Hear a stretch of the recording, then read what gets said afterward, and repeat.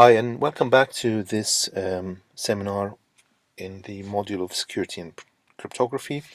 And in this seminar, we are going to discuss and present some attacks on security protocols. So far, we've taken all the protocols as being in their specification, normal specification. So we said that a protocol is essentially nothing more than just a sequence of messages. Okay, so as this left hand side sequence shows, the normal run of any protocol, including security protocols or authentication protocols or any other types of protocols. However, what we're going to do today is we're going to look at what we call attacks and attack traces. And the idea there is you present to whoever designed the protocol a trace of steps or a set of steps that we call a trace, which basically represent how an attack can happen. So these attack traces or steps, or even if you want to call it attack scenario, as the right-hand side sequence demonstrates, often will include or always include the third party, the malicious party, Carol or Charlie, whatever you want to call them, as essentially participating in this attack trace. So the purpose of the attack trace or scenario or attack steps is to demonstrate, as I said, to the designer of the original protocol that actually there is a viable scenario, okay, that the participants can participate in, and it will still lead to one of those original honest participants being tricked or sort of being attacked in one sense or another. So we will see a few examples of these as we go on. The most common sort of attackers are what we call man in the middle or person in the middle attacker. So that's Charlie or Carol, whatever you want to call them.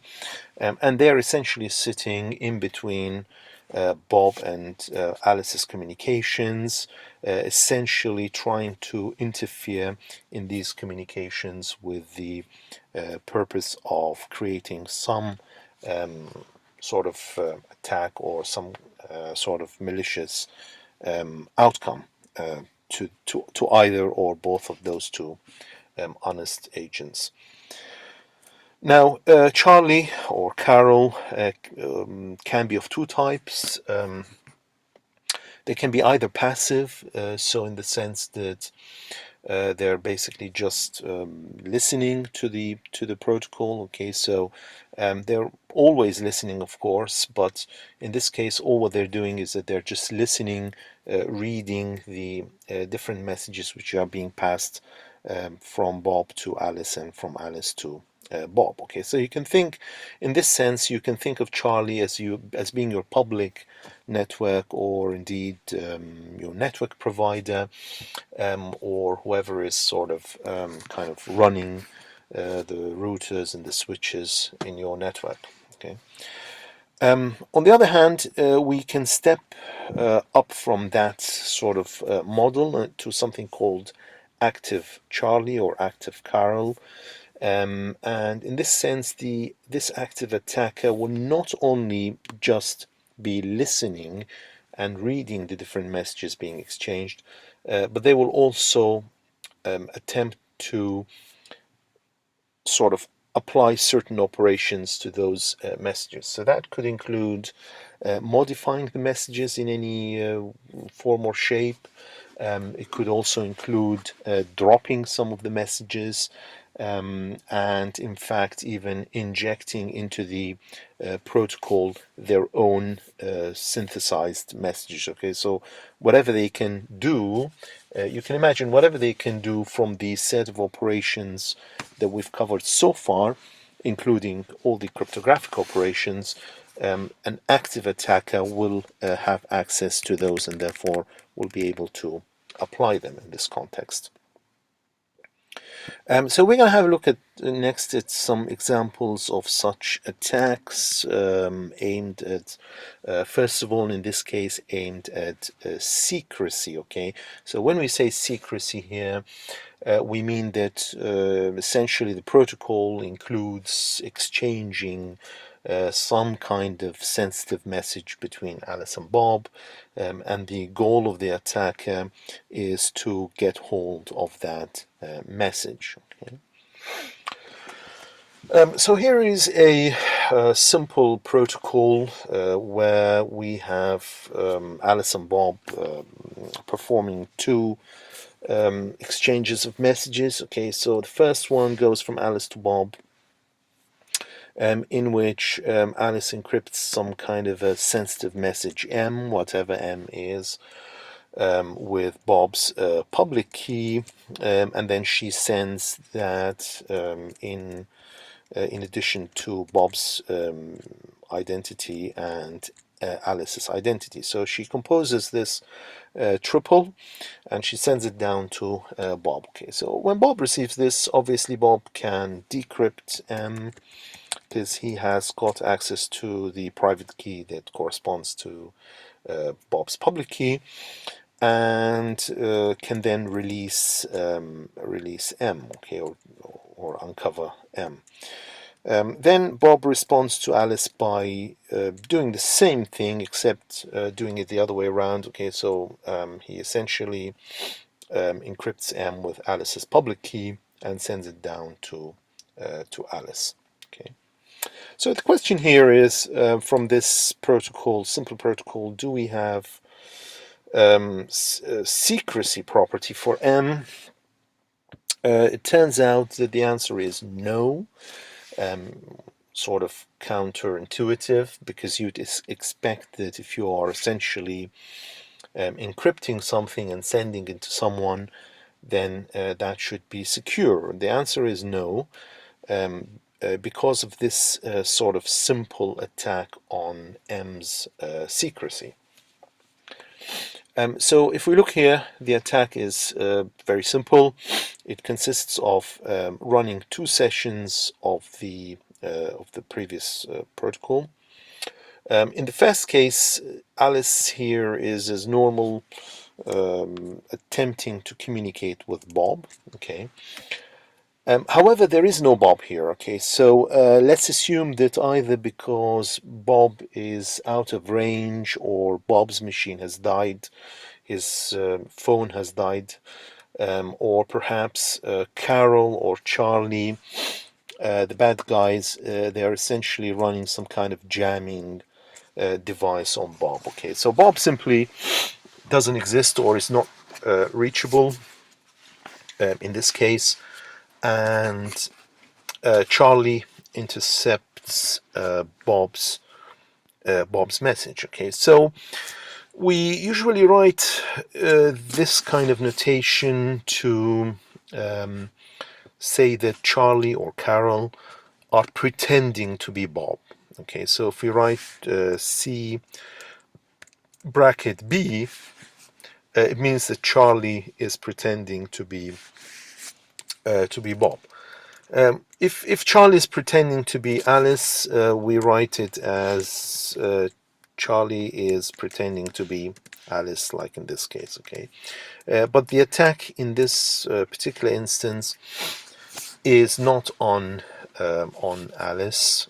It is more on Bob. Okay, so basically, Charlie wants to trick Bob and not Alice in order to extract the message M, as we will see. Okay, so Alice starts the protocol in the normal way, sends a sensitive message encrypted with Bob's public key. Down the line, however, Bob doesn't exist here, and Charlie gets hold of this triple. Okay. Now Charlie disappears, and that's pretty legitimate. You got what you wanted. You just run off. Okay, you don't need to continue. You don't need to respond to Alice. Alice is probably going to think, oh, actually Bob, isn't there. So there's absolutely nothing normal with this. Abnormal, sorry.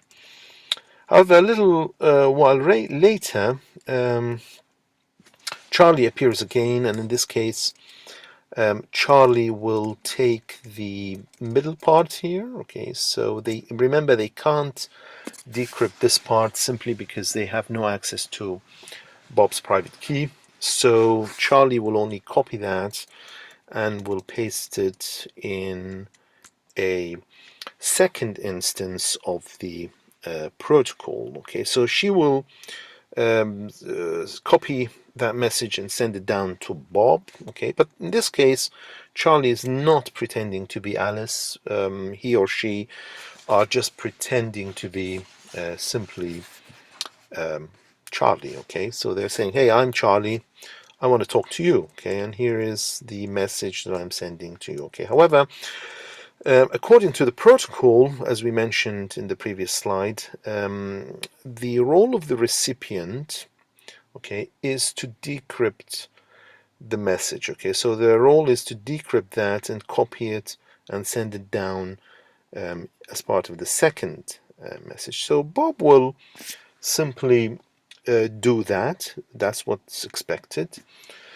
And they will just decrypt, release M, copy it, and send it down to Charlie, encrypt it with Charlie's public key.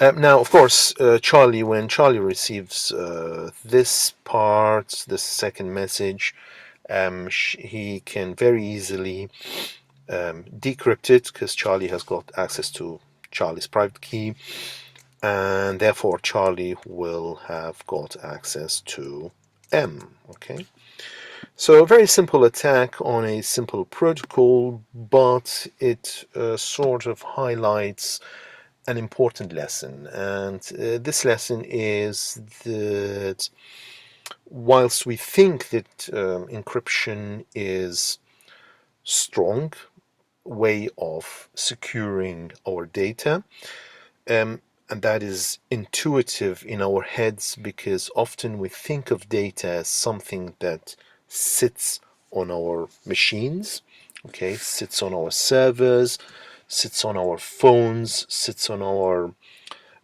databases, and so on.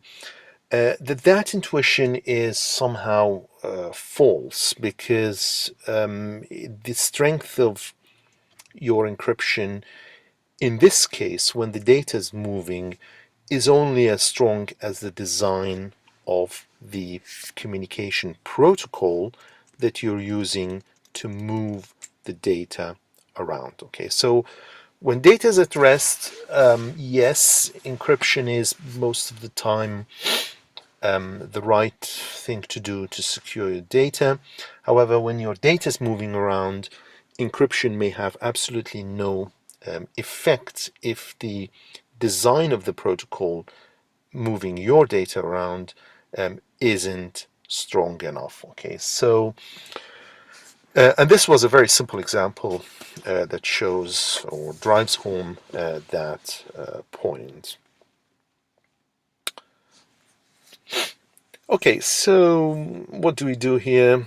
The first thing we can do is try to fix the problem that we had in this protocol. Okay, so there is a very simple fix, which is to include the identity of the sender in each message. Okay, or in composition with the sensitive message. Okay, so in this case, if A is sending M in the first bit there, the first message, A will include her name or her identity with M inside the encryption. Okay, and similarly Bob, when they reply, they will do the same. They will include Bob's identity in the or with the sensitive message being sent down to Alice.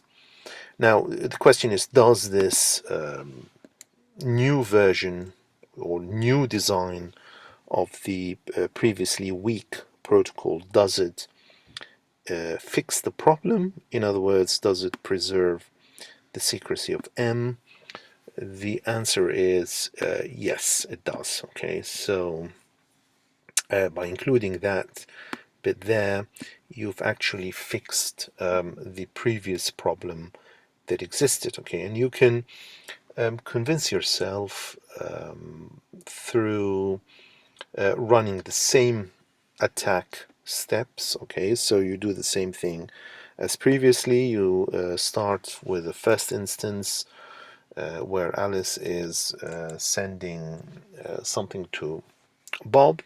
Okay, starting an instance with Bob, then caught by Charlie or Carol, and you will see that in the second instance, the replay of this part here will fail. Okay, so will fail to achieve its purpose, very simply because when Bob decrypts this part, Bob will notice that this message is not intended to be for Bob, but it's rather intended to be for Alice. Okay, so they will then immediately see some kind of disparity or inequality between this part and the intended destination of the message, and therefore Bob, in this case, if they are implemented well, they should completely discard this message as being something that doesn't make sense. Okay, and as a result, Bob will abort the protocol or abort the second instance of the protocol, and therefore we will end up that C not being able to obtain or gain access to M. Okay, so a small fix, but it demonstrates the point that, again, we can make encryption work if we have the right or strong or correct design of the communication protocol itself. Okay, so that's all sounds good. The next question that will pop into our minds is, well, if we were encrypting further and further, okay, so in other words, if we were adding more and more layers of encryption, would that actually help solve the problem? So here is again our initial or the second version, let's say, of the simple protocol, where we added the identity of the recipient or the sender, sorry, in each message. Okay, so presumably this will have fixed it, right? And we showed that fixed the problem, so there was no problem. Now, in this case, we say to ourselves, okay, well, how about I simply re-encrypt M, okay, again, okay, instead of leaving M, let's say, only encrypted once. Would that have any harmful effect? Surely not, because I fixed the problem earlier and I've included the identity of the sender. So all what I'm doing here is harmless, sort of innocent, additional layering of encryption. Okay, so by encrypting M once more with the public key of whoever I'm sending it to. So surely that won't have any side effects. The answer is it actually does. And in fact, what you've done here is you've completely broken the protocol once again. Okay, so let's demonstrate in this case with a not so simple attack. Okay, so not so simple because it involves several instances. Okay, but nonetheless, it is an attack scenario or an attack trace. It is totally viable that this will happen. Okay. So here's the first instance of this new protocol. So the instance is run between Alice and Bob in the normal way. So Bob, when receiving the first message, they can use their private key to decrypt and then decrypt again and then release M, upon which they will then take that M, encrypt it with Alice's public key, and then attach their identity there, and then encrypt again with Alice's public key and send it down to Alice. So when Alice receives this message, she can decrypt, decrypt again, and release M. Okay. Now, that's the first instance. Meanwhile, Charlie has been observing this instance as an external observer. Okay, so Charlie has basically noted the content of this message as well as the content of this message. Okay.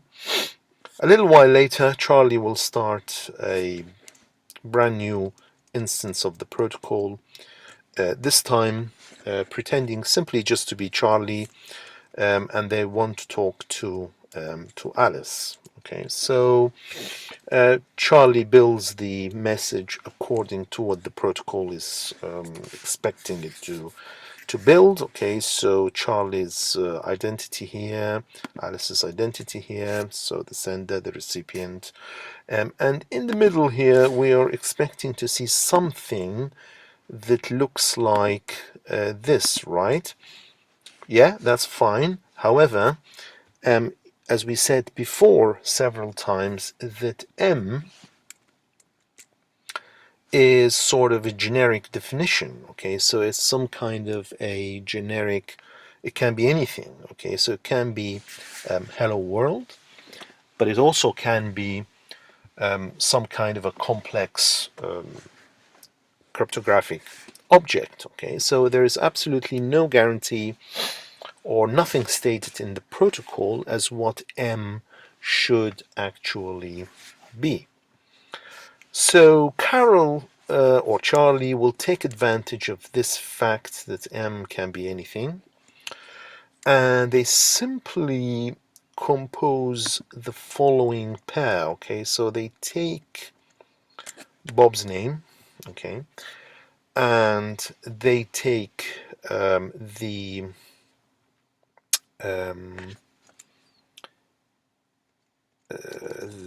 so they take Bob's name and they take this message here, or this part here, which has been copied from the middle part. Sorry, it's the whole thing is indeed copied from the second message. Okay, so they take the whole thing here.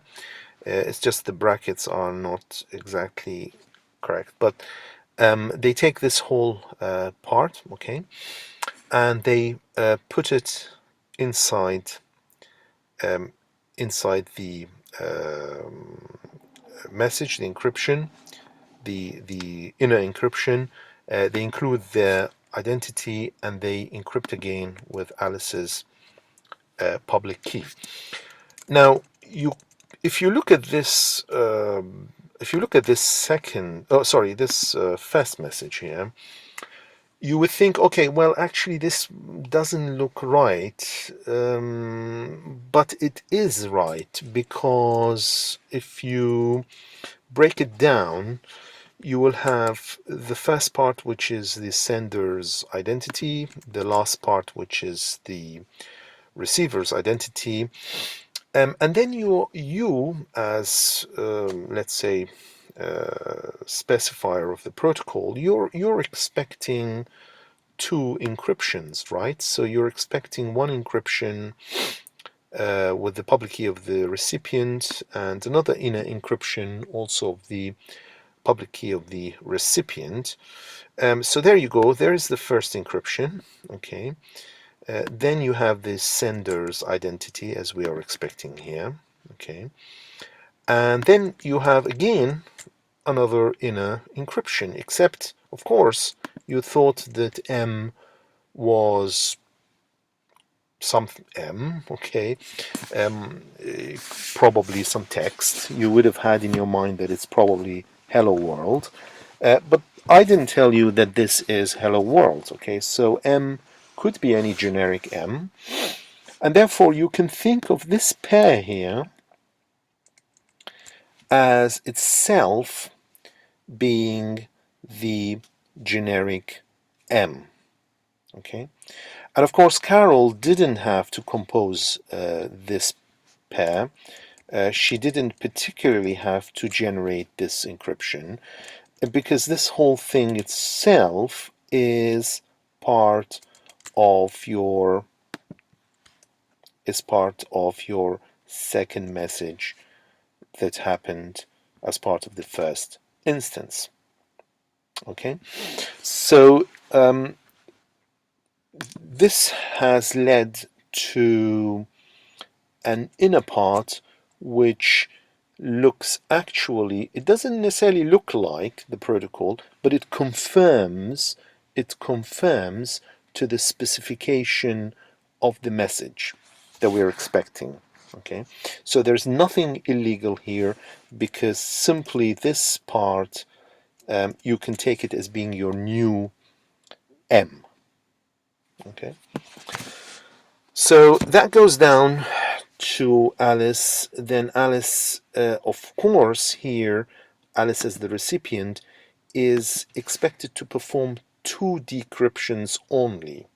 Okay, so she's expected to perform this decryption and this decryption. And the same thing here in the second message. The recipient is expected to perform two decryptions, not more.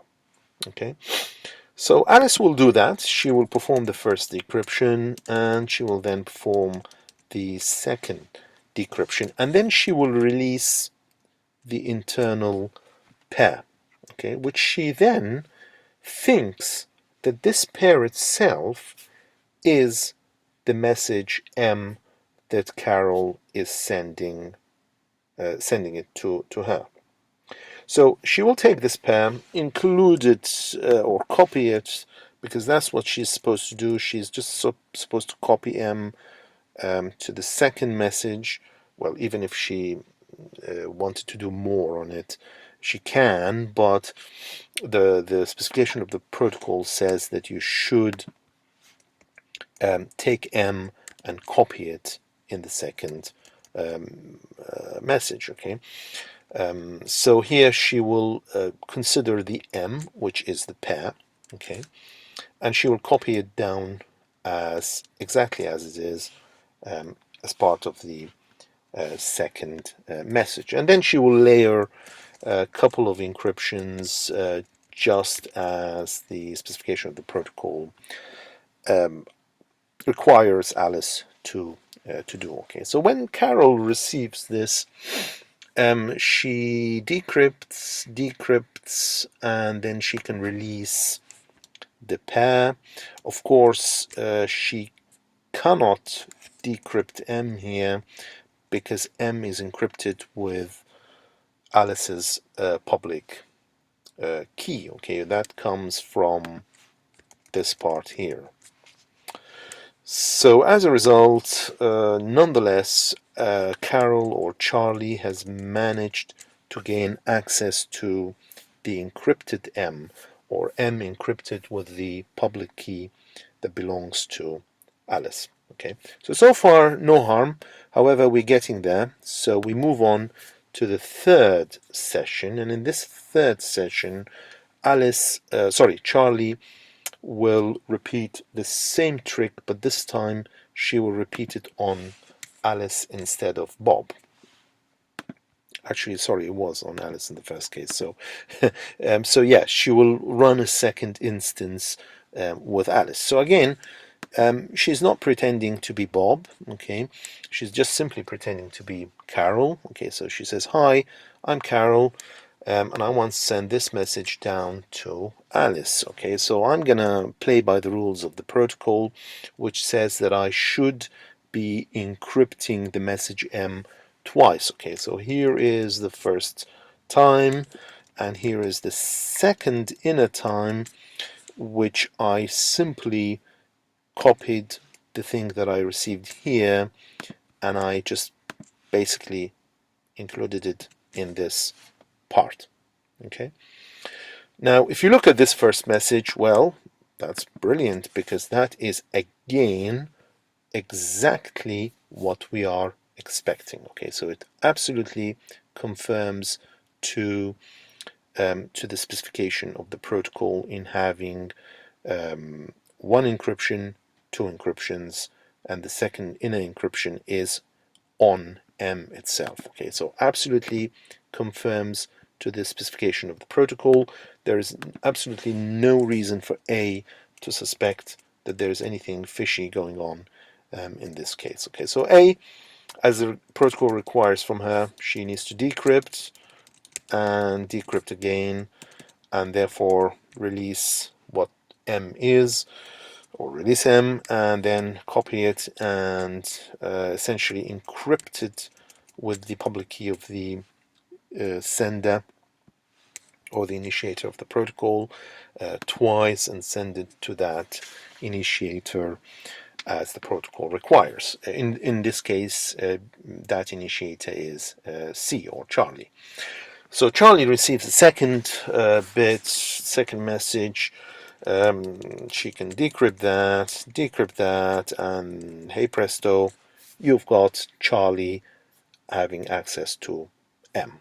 Okay, so essentially by a process of kind of mixing messages, picking and mixing messages from different sessions, Charlie, and in this case from 3 sessions actually. Okay, so note that there was an initial sort of legitimate session between Alice and Bob, and then there were a couple of other sessions that were essentially sort of representing the attack from Charlie on the secrecy of M. Okay, so with a or in a process that kind of mixes all these instances together, Charlie was able to basically break the additional layer, or break the protocol, and therefore get access to M. Okay, so this gives us the second lesson, which is that again, the movement of data, in this case as specified by our protocol, and all data move according to some protocols. Okay, so they never are exchanged in a random way. Essentially means that it's down to the strength of the protocol, or what you're doing with it, to the strength of the design of the protocol, that your encryption will benefit you. Okay, so this simple second example, or not so simple second example, demonstrates that in fact adding extra layers of encryption isn't necessarily going to strengthen our protocol, even if we had previously fixed it, or fixed some kind of bug in it, okay, or weakness in it, that essentially adding more encryption could reopen the weakness, okay, or the vulnerability or the bug.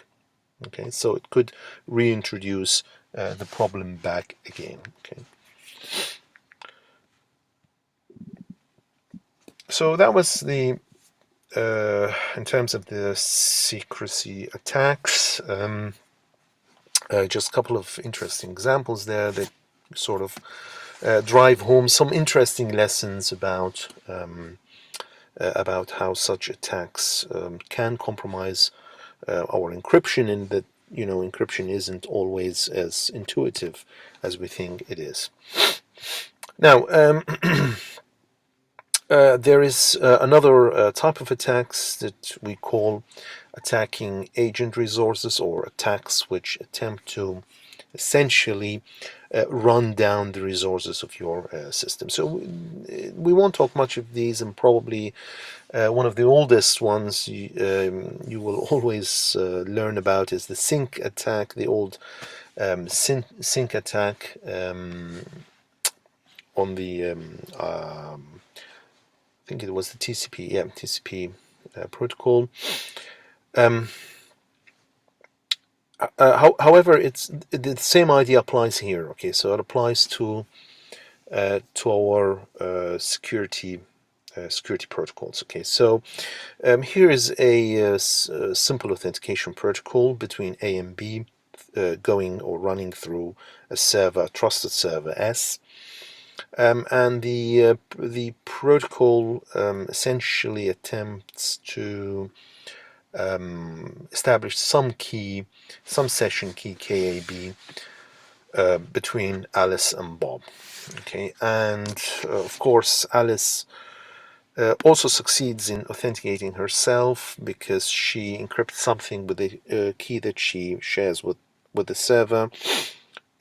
After which the server is able to decrypt, proving that it was Alice who sent the message, and then when the server composes a second message, the server will encrypt it with the key that the server shares with Bob. Okay, so if Bob is ever going to use this key, then that will prove to Alice that Bob indeed existed, and that Bob participated in the protocol. However, there is a flaw here, okay, and the flaw, you can think of it, although it's not sort of apparent in terms of the specification of the protocol, but it is something that if you were ever implementing this protocol, you would be quite worried about this attack or flaw. Okay, so the attack is simply that if you were Carol or Charlie, okay, pretending to be the server, okay, so say that the in this case there was no there was no Alice. Okay, so simply Charlie or Carol have been listening to the first legitimate instance of the protocol. In that case, Charlie could have just copied this, okay, and then send that message a gazillion number of times to Bob. Okay, so I'm exaggerating here, but why not? Charlie could simply repeat this message 10 to the power 12 times to Bob. Okay, so Bob, of course, each time Bob receives one of these encrypted messages, Bob will think, well, actually, I have to decrypt it, right? Because that's what I'm supposed to be doing in order for me to understand what's inside, including in order for me to understand whether this message is fresh or not. Okay, having the timestamp inside the encryption. Okay, so I can't get to the timestamp unless I decrypt it. But for me, if I'm receiving 10 to the power 12 of these messages, I have to perform 10 to the power 12 AES decryptions, for example. Okay, or DES decryptions, whatever it is. So this will obviously run down my machine, and the effect of that will be a form of a DOS attack. Okay, so even though the attack doesn't compromise the secrecy or authenticity or anything else than that, it does have a subtle effect if the protocol was implemented, which is to or which is basically that Carol or Charlie can repeat an endless number of times the second message down to Bob, which means that Bob has to deal with an endless number of decryptions. And decryptions, as we all know, are not cheap. Okay, so they're essentially they can run down your machine very quickly. So, as we saw in this case, as a summary, it is not sort of useful here to include or to change the structure of the message itself, the inner structure, simply because in order for Bob to get to that structure first, they have to decrypt. Okay, so the damage will already have been done by the fact that they have to first decrypt before they can get to the inner structure and determine that the message is a simple replay or an old message that they need to discard. Okay, so they can't take a decision to discard unless they basically perform the decryption, and that is precisely what Charlie wants Bob to do. So to have as many of these decryptions as will run the machine down. Okay.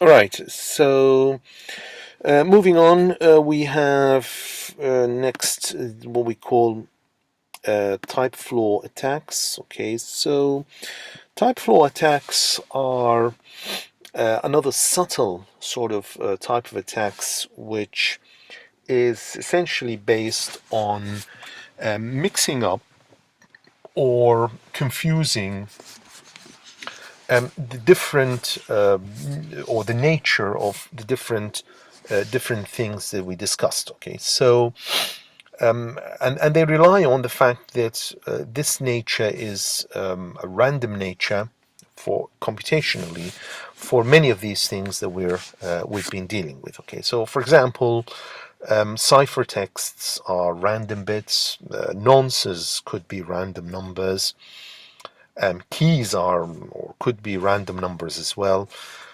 and therefore you can essentially confuse confuse yourself if you're Alice or Bob. If I were to replace one type by another type, as long as what I've replaced looks as random as what you're expecting to see, then that will do. Okay, so this kind of attacks is known as type flaw because they attempt to confuse you across different types, simply because from a computational point of view, those types all look the same. Okay, so they just look a bunch of random numbers or random characters. Okay. So here is an interesting example, and so we have here what we call a key renewal protocol. Okay, so the idea here is that you're starting with some session key KAB, could be long term in this case, or short term, it doesn't matter. What matters is that you want to renew this key. Okay, so you want to renew it into a new key called K prime AB, or Alice and Bob want to renew KAB into a new K prime AB. Okay, so the protocol allows them to do that. It starts by Alice sending Bob a message encrypted with the alt key, upon which Bob then replies by essentially sending the nonce back incremented by 1. Okay, so basically this means that the nonce NA here, just simply you increment it by 1 bit and you send it back to Alice. Okay, and you include your own nonce there as well. So Alice receives that. She replies back by incrementing the nonce herself, Bob's nonce, and sending it back to Bob. And then finally, Bob will suggest to Alice the new key. Okay, along with again sending a new nonce. So what will end up here happening is that the old key KAB can now be replaced with a new key K prime AB.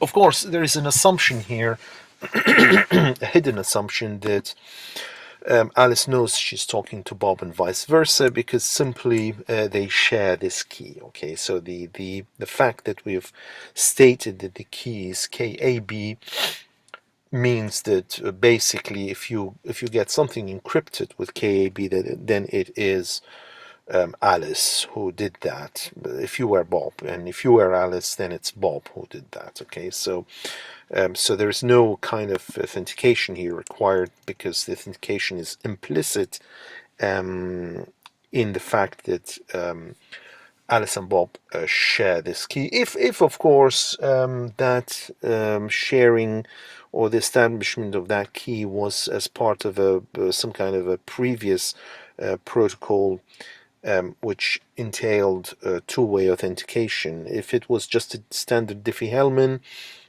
probably A doesn't know of B's identity, and neither does B know of A's identity. Okay, so that's not what we're aiming at here. What we're aiming at here is to take an old key and replace it with a new key. Okay, that's the simple purpose. Now, this protocol has a type flaw attack. Okay, so the type flaw attack is based on confusing the type of nonce with the type of key. So you can see here that the protocol can proceed as normal, except that in the last step, Bob suddenly disappears. Okay, so this disappearing of Bob, as I said, could have been simply because Bob's battery ran out, or Charlie or Carol are jamming or performing some jamming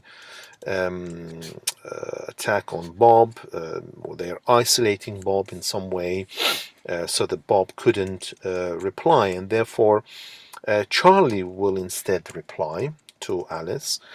And instead of sort of including this pair here, okay, which essentially includes the new key, Charlie will simply copy the second message. Okay, so Charlie will take the second message and she will copy it, or he will copy it to as the fourth message sent to Alice. Okay. So where's the problem? The problem is that if you, as Alice, were not sensitive to this value, so you simply you didn't really care, or you had no idea of recognizing that actually this is exactly the same nonce here, you may actually simply just mistake this number for being the new key. Okay, and in fact there is nothing here that prevents Bob from suggesting this number as being equal to this number. Okay, so there's absolutely nothing in the protocol that prevents Bob from using this number as the new key. Of course, there is a sort of an implicit condition here. Well, it's a condition that Alice is not checking this nonce. Okay, so she's not checking basically that this nonce is the same as this nonce here, which she should, if we are honest about the protocol, she should sort of check that this nonce here is different from this nonce here. But again, there is nothing in the protocol that tells us that n prime b must not equal n b. Okay, so Alice could think, oh, Bob is just being programmed by a lazy programmer who couldn't care about sort of changing the nonce in this last message. Okay, so therefore the programmer just sort of takes that and copies it over here. Okay, so there's absolutely nothing, again, nothing wrong from a protocol specifications point of view. So as a result, we end up, or not us, but Alice ends up thinking that this number here is the key, the new key that needs to be used for future computations. Of course, That might not be a problem. Okay, if this nonce is not sort of hidden in some sense, it may not be a problem. But nonetheless, it is a vulnerability because you're using something which you shouldn't be using as the new key, and that's what we call a type flaw attack, because we have confused two different types with each other simply because their computational nature is the same, so they both look as random as each other, if that makes sense. Okay. Here is another type flaw attack, and to finish the slides. And in this case, we have a protocol on the left. You have a legitimate run from Alice to Bob,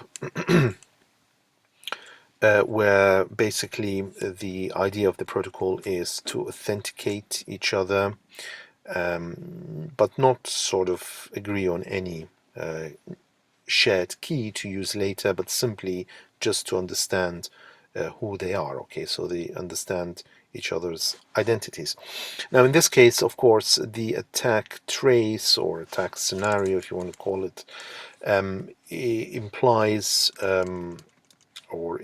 basically contains two instances of this protocol. So the first instance is being run between Carol or Charlie and Bob. In this case, Charlie is pretending to be Alice.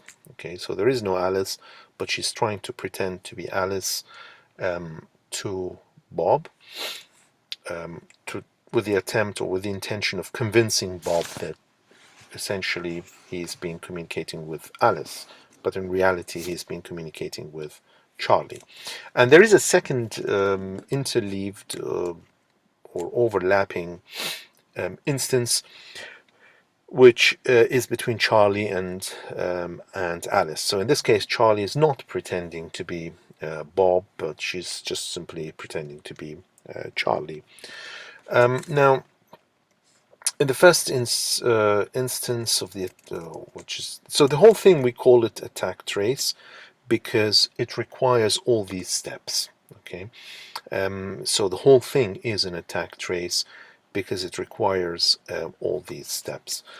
So in the first step here, what's happening is that Charlie is including their name or identity instead of the nonce. Okay, so again here, you could raise an objection and say, well, a nonce is random number, Charlie's identity perhaps not, but we never really said that Charlie's identity is Charlie, right? We could have been their IP address. It could have actually been just a number. A lot of times, if you're buying an IoT device, your identity or the identity of the device is a very long string of numbers. Okay, so there's absolutely nothing telling us that Charlie, or preventing us from assuming that Charlie's identity will be actually a random number. Okay. So the next step, Bob doesn't suspect. Therefore, if that's the assumption, Bob doesn't suspect anything, and Bob will simply respond by copying C and including it in the second message, which is basically, according to the spec of the protocol, should be looking like this. Okay. Now, at that point, Charlie starts a new instance of the protocol just before returning back to Bob. She starts a new instance of the protocol with Alice. And again, here, there is a little bit of a debate because what we've done is that we've taken a pair as the nonce. Okay, so that is a big condition for the success of this attack, is that Alice is so badly programmed that she will simply consider this pair of things as being the new the nonce from A or from Charlie, and that may be objectionable, but again, you could find an excuse for sort of accepting that if, for example, this kind of pairing was done by simply putting the first number with Bob's identity, which is yet another number, just sticking them together in one long string. Okay, so essentially, if you didn't really include a specific or an explicit comma or some kind of a separator to separate the two things. So if you are again programming, or if you're programming Alice in such a bad way that that Alice can accept something that looks like a long random string of numbers, and even if there was a comma, that she may think that the comma is part of this random string of numbers or bits, then she might just take the bait and accept that as being the nonce. So if she does, we continue. She will just copy it and place it here, and then she will pass that down to Charlie. Of course, the significance of this is that now Charlie has got access to the nonce created by B, and as a result, he will. Charlie will then be able to replay that nonce back to Bob, encrypted with Bob's public key, which concludes the legitimate protocol, or concludes something that looks like the legitimate protocol, and essentially convinces Bob, upon receiving this last message, that indeed Bob was talking with Alice, but Alice had absolutely no existence in the run, in the first run, which was purely just with Charlie. Okay. So again, this sort of scenarios demonstrates that under certain conditions, probably under certain conditions, and there might be some assumptions here made, that a type flaw attack could be possible, and therefore either we should redesign the protocol to remove the possibility of such traces, or we should take great care when we are implementing the protocol to make sure that that is not, or it does look like a real pair, and therefore and that Alice will check that there are 3 items in here. Okay, that's not just simply 2 items, as the original or the actual message in the spec of the protocol says it should be a pair, that it actually is a pair, and not like sort of has got 3 items in there, or a triple. Okay, that's all for today. Thank you very much for listening. Goodbye.